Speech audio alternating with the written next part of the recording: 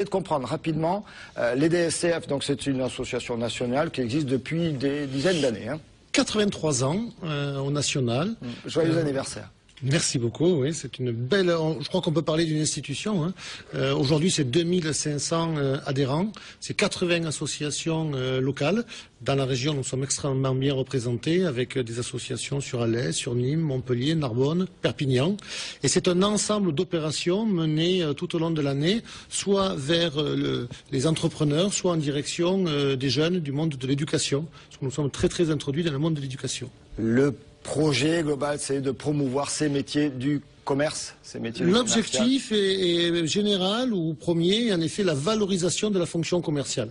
Donc ça va être mettre en avant des chefs d'entreprise, mettre en avant des réussites professionnelles, c'est aller porter la bonne parole dans des établissements scolaires de CAP, Bac Pro jusqu'à Bac plus 5.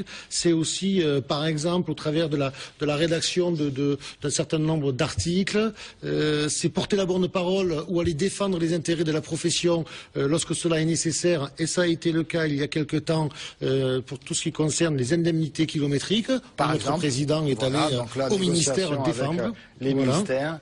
Et donc mise en valeur, vous le disiez, de chefs d'entreprise qui vont de l'avant, qui réussissent. Comme on va aborder, alors là vous êtes vraiment au démarrage, on l'a compris, des entreprises qui sont plus installées, plus anciennes, ES2I, Laurent Renassia. Alors vous, votre métier, ok, informatique, mais encore. Alors c'est pas tout à fait l'informatique. Nous, c'est plutôt de la gestion d'accueil du public qui peut être des patients, des acheteurs dans une grande surface plus ou moins spécialisée, ou dans ce qu'on appelle le retail, ou même les banques. Donc ce sont des solutions qui permettent de gérer la demande. Solutions logicielles. Logicielles et matérielles en fait. De gérer la demande d'un client et de mettre le meilleur répondant, donc le meilleur agent, le meilleur vendeur en relation avec cette demande, tout simplement. Alors vous existez depuis combien de temps? Ça fait 30 ans maintenant. C'est une société donc qui est pérenne, qui a été créée par José Zira au départ, qui est dirigée maintenant par 2 personnes depuis un certain nombre d'années, donc José Zira et Jean-Pierre Richard. Et c'est une société qui bon, vous le disiez, on travaille pas mal dans l'informatique, donc on a fait des évolutions assez gigantesques, on va dire, sur ces solutions-là, puisqu'on est capable, par exemple, de piloter 1000 agences au niveau de Pôle Emploi avec une seule application. Vos clients, donc, ce sont des grandes structures privées ou publiques? Voilà, les clients, au départ, c'était plutôt des administrations. Aujourd'hui, on a évolué vers plutôt de la grande distribution ou du retail.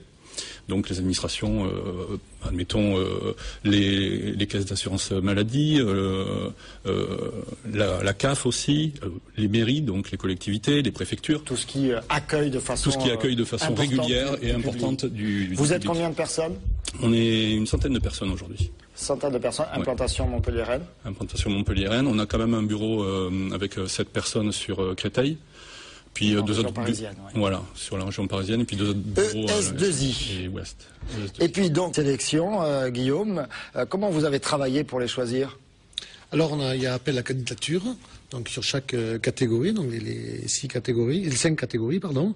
Et puis ensuite il y a un comité de sélection, qui est en fait le comité de directeur des DCF Montpellier. Et nous avons donc audité ces entreprises.